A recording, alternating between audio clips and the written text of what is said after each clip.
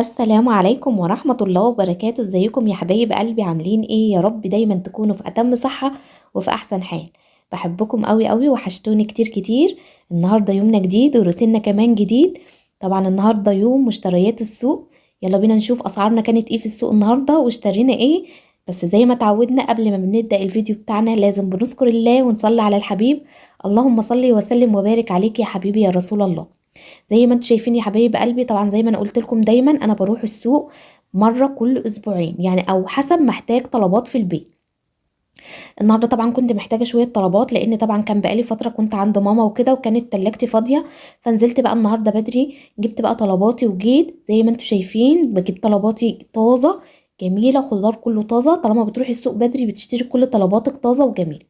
زي ما انتم شايفين اهوت، انا طبعا كنت جايبه استوفانتي وكنت جايبه موز وطبعا فلفل.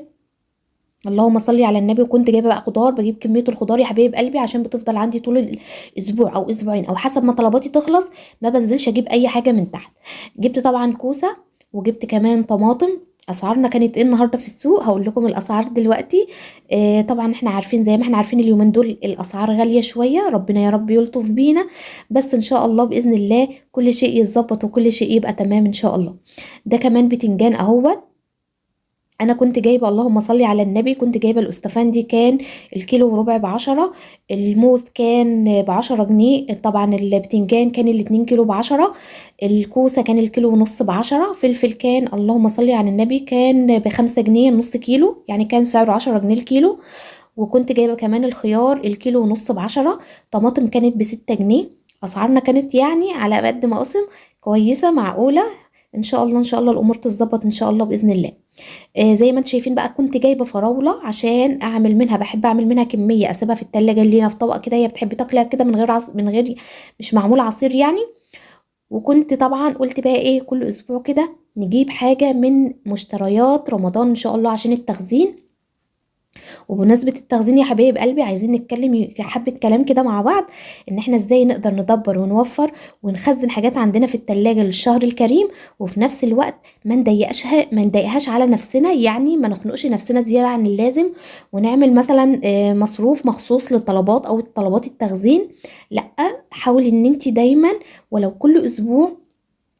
في الحقيقة أنا عن نفسي أنا كنت زي اليومين دول يعني بجيب وبخزن وكده، بس زي ما انتوا شايفين الأسعار غالية جدا اليومين دول في كل حاجة.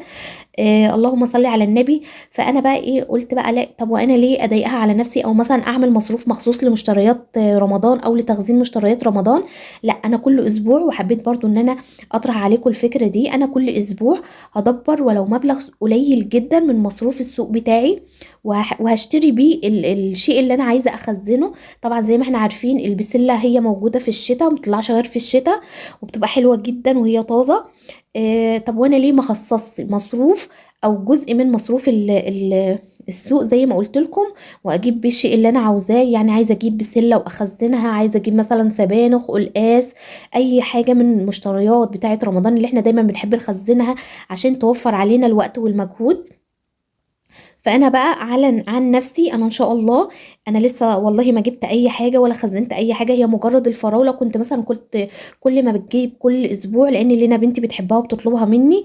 فكنت كل ما بجيب كل اسبوع مثلا بسيب طبق للينا في التلاجة، هي بتحب زي ما قلت لكم ان هي تاكلها كده. واللي بيفيض مني مثلا بسيب نصها، والنص التاني بغسله كويس وبشطفه وبحطه في كيس وبخزنه في التلاجة.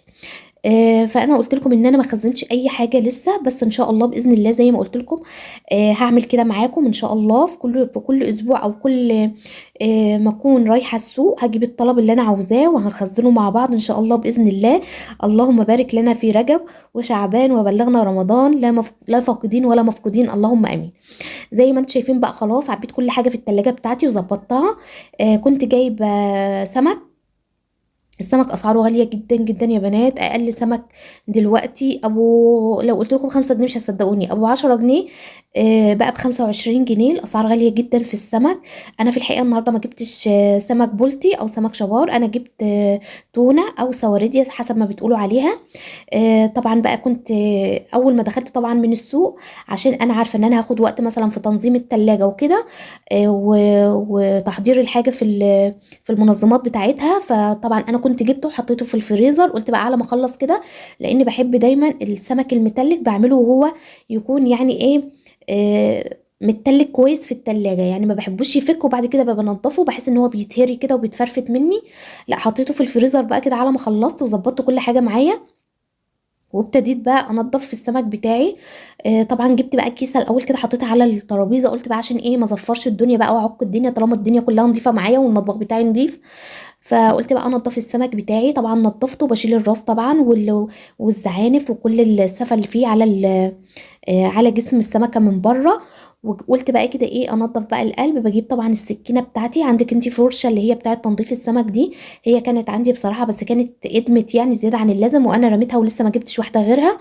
بجيب بقى السكينه بتاعتي كده وبمسك بقى السلسله بتاعه الظهر كده، ببقى متجمد فيها الدم بتاع السمكه، بروح منزلاه طبعا بالسكينه كده كويس وبنضفه وبنضف القلب بتاعها كويس. وبعد كده بجيب بقى الطبق بتاعي، ابتدي بقى انزل عليه بحبه من الدقيق. اللهم صل على النبي. وطبعا بعصر عليه الليمون زي ما انتم شايفين، وببتدي بقى انزل بالسمك بتاعي مع حبه من الخل. مش بكتر الخل في السمك بالذات يا بنات، لان السمك يعني ايه الخل بيبقى يهري السمك شويه، فحاولي ان انت ايه يعني تحطي معلقه او اتنين بالكتير. زي ما انتم شايفين اهوت، خلاص هنقع بقى السمك بتاعي. يلا لو انت اول مره تشوفيني انزلي يلا اضغطي على كلمه اشتراك ونوريني في عيلتي الصغيره، واضغطي على كلمه الكل عشان كل ما انزل فيديو جديد يوصلك باشعار يا ست الكل. ولو انت اول مره بقى تشوفي فيديوهاتي وعجبتك، يلا دعميني باللايك من لمسه ايدك الحلوه، وما تحرمنيش من لمسه ايدك الحلوه على اللايك، عشان اللايك بيرفع من الفيديو وبيشجعني وبيحمسني ان انا اعمل وانزل فيديوهات اكتر واكتر. يا رب دايما اكون ضيفه خفيفه عليكم وانول اعجابكم ونول رضاكم يا رب دايما في فيديوهاتي.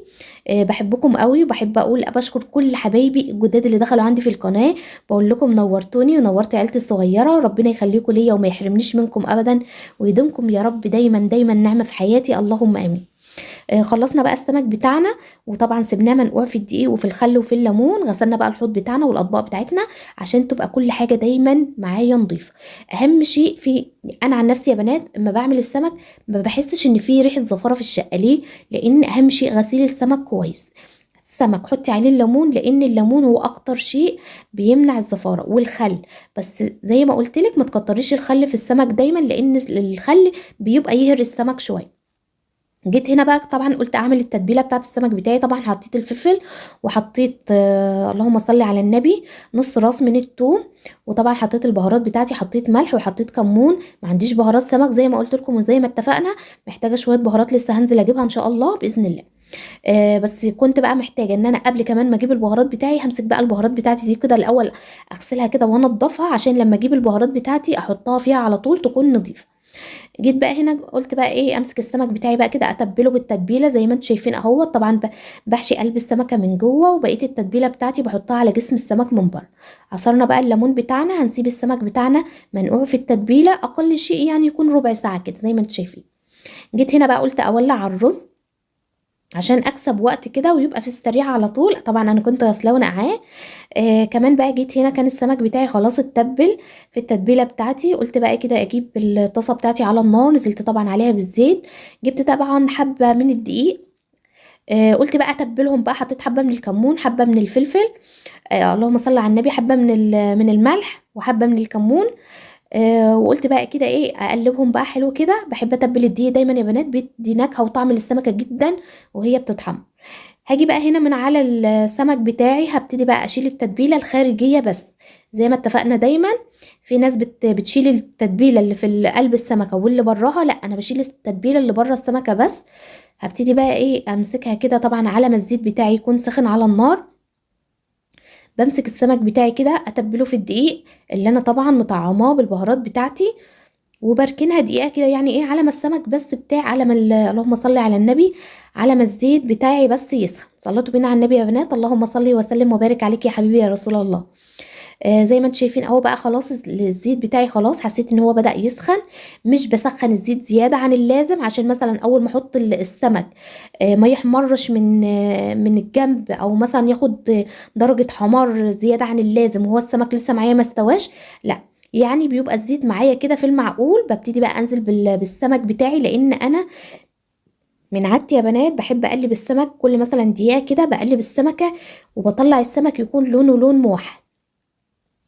طبعا كان معايا سمك، طبعا لسه بقى كانت الطاسه بتاعتي ما خدتش الكميه كلها، فقلت بقى كده ايه، اتبلهم بالدقيق كده واركنهم على ما اطلع السمك معايا اللي في الطاسه. طبعا الرز بتاعي كان خلاص، كان بدأ ان هو يغلي وهيبتدي بقى يتشرب القعد بتاعه، وههد عليه واسيبه يستوي على نار هاديه. بس في الحقيقه النهارده ما عملتش رز ببصل، لان طبعا ابو لينا مش موجود. وانا بقى بصراحه ايه كسلت كده وقلت ايه يلا كده ايه، على القد كده ونعمل الحاجه السريع سريع، لان طبعا انتوا عارفين يوم السوق يوم الخير وكل حاجه، بس يوم مرهق وتعب جدا. ابتديت بقى اقلب السمك بتاعي زي ما انتوا شايفين. السمك بتاعي يا بنات بدأ خلاص ان هو يحمر. ابتديت بقى اطلع السمك بتاعي زي ما انتوا شايفين اللون بتاعه موحد، عشان اول حاجه ان احنا ما خليناش الزيت درجه الحراره بتاعته عليت زياده عن اللازم، ان هو يحمر من جنب او يتحرق من جنب والجنب التاني يكون ابيض. وتاني حاجه لما بتتبلي السمك في الدقيق بتسيبيه لمده دقيقه في الدقيق قبل ما بتحطيه في الزيت، وبعد كده بتنزلي بالسمك بتاعك في الزيت. كده خلاص كان كل دقيقه طبعا زي ما انتم شايفين كده كنت بقلب السمك على الوش مثلا من الجنب ده للجنب ده، زي ما انتم شايفين اهو الرز بتاعي خلاص كان خلاص اتشرب وهديت عليه واستوى. ابتديت بقى اجهز الغدا بتاعنا زي ما انتم شايفين اهوت. يا رب يا رب دايما فيديوهاتي تنول اعجابكم. بحبكم قوي قوي، احلى اخوات في الدنيا. ربنا يخليكم ليا ويديمكم نعمه في حياتي وما يحرمنيش منكم ابدا. وادي كده خلاص كان الغدا بتاعنا جهز. بألف هنا وشفا على قلوبكم.